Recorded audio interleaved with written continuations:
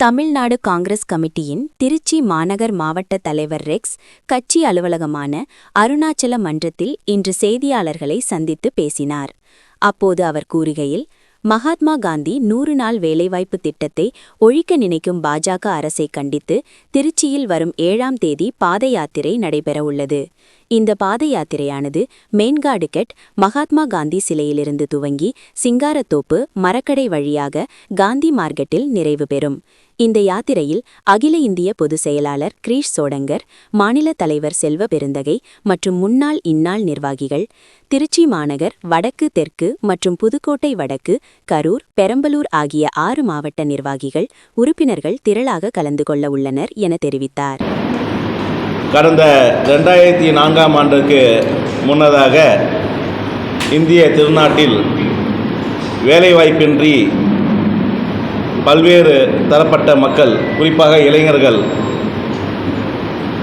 வறுமை கோட்டுக்கு கீழே உள்ள பல்வேறு சமுதாயத்தைச் சேர்ந்தவர்கள் அனைவருக்கும் அவர்களது வாழ்வாதாரம் முன்னேற்றக்கூடிய நடவடிக்கை எடுக்க வேண்டும் என்ற நோக்கத்தில்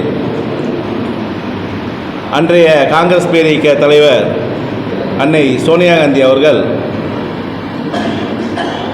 நாட்டு மக்கள் அனைவருக்கும் எப்பொழுதும் வேலை இருக்கக்கூடிய ஒரு உறுதியான ஒரு திட்டத்தை இந்த நாட்டிற்கு அர்ப்பணிக்க வேண்டும் என்ற நோக்கத்தில் 2004ஆம் ஆண்டு நடைபெற்ற பாராளுமன்ற தேர்தலுக்கு முன்னதாக காங்கிரஸ் பேரியக்கத்தினுடைய தேர்தல் வாக்குறுதியில் ஊரக வேலைவாய்ப்பு திட்டத்தை மக்களுக்காக ஆட்சிக்கு வந்த பின் கொடுப்போம் என்று உறுதியளித்திருந்தார். அதனைத் தொடர்ந்து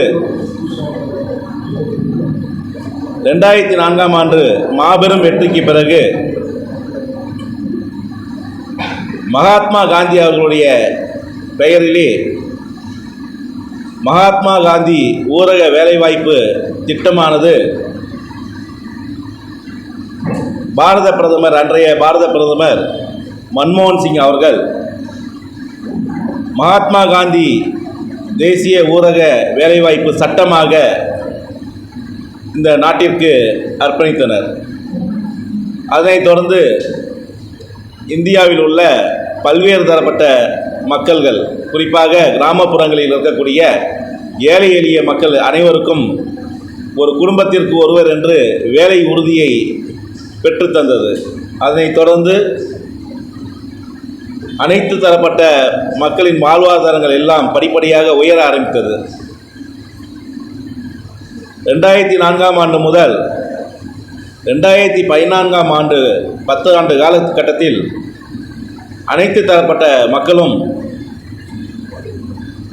வறுமை கோட்டிற்கு மேலேயும் சமுதாயத்தில் ஒரு நல்ல ஒரு சூழ்நிலையிலும் அமையக்கூடிய ஒரு நல்ல சட்டமாக இந்த மகாத்மா காந்தி தேசிய ஊரக வேலைவாய்ப்பு சட்டம் தீட்டப்பட்டிருந்தது. 2014ஆம் ஆண்டு நடைபெற்ற பாராளுமன்ற தேர்தலில் பாஜக அரசு வெற்றிக்கு பின் பல்வேறு குளறுபடிகளை உருவாக்கக்கூடிய நோக்கத்தில் மகாத்மா காந்தியின்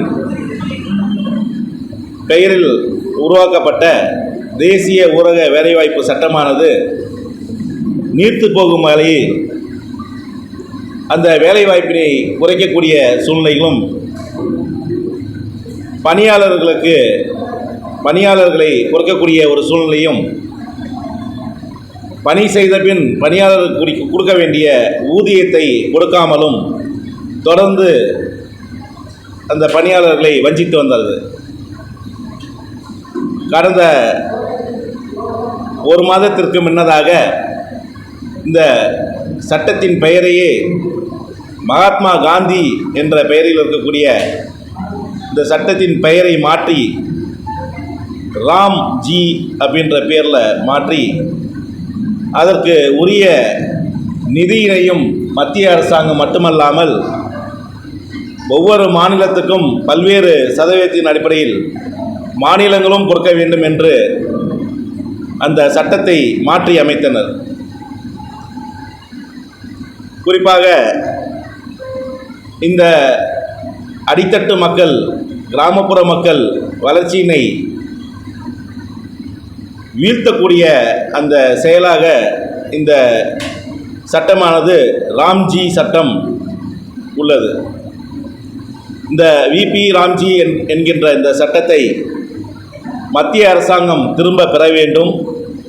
பழைய சூழ்நிலையிலேயே ஏற்கனவே 2005ஆம் ஆண்டு நாங்கள் மக்களுக்கு அர்ப்பணித்த மகாத்மா காந்தி தேசிய ஊரக வேலைவாய்ப்பு சட்டமானது மகாத்மா காந்தி பெயரிலேயும் அன்றைய அந்த சட்டத்தின் அடிப்படையிலேயே இந்த பணியானது தொடர வேண்டும், மத்திய அரசாங்கம் தொடர வேண்டும், இதில் மாநில அரசின் பங்களிப்பை குறைக்க வேண்டும் என்று கடந்த ஒரு மாதத்துக்கு மேலாக நாங்கள் இந்தியா முழுவதும் காங்கிரஸ் பேரியக்க நிர்வாகிகள், தலைவர்கள் அனைவரும் போராடி வருகிறோம். தமிழ்நாடு முதலமைச்சர் மாண்புமிகு ஸ்டாலின் அவர்களும் சட்டசபையில் இதற்குரிய தீர்மானமும் நிறைவேற்றியுள்ளார். இப்படிப்பட்ட ஒரு சூழ்நிலையில் மகாத்மா வழியில் வந்த காங்கிரஸ்காரராகிய நாங்கள் அனைவரும் மகாத்மா காந்தியின் பாணியிலேயே அகிம்சை முறையில் பாத யாத்திரை, நாடு முழுவதும் பாத யாத்திரை நடப்பதற்காக தயாராகியுள்ளோம். அதன் முதல் கட்டமாக தமிழ்நாட்டில் இன்று சென்னையில் இன்று மாலை பாத யாத்திரையானது துவங்குகிறது.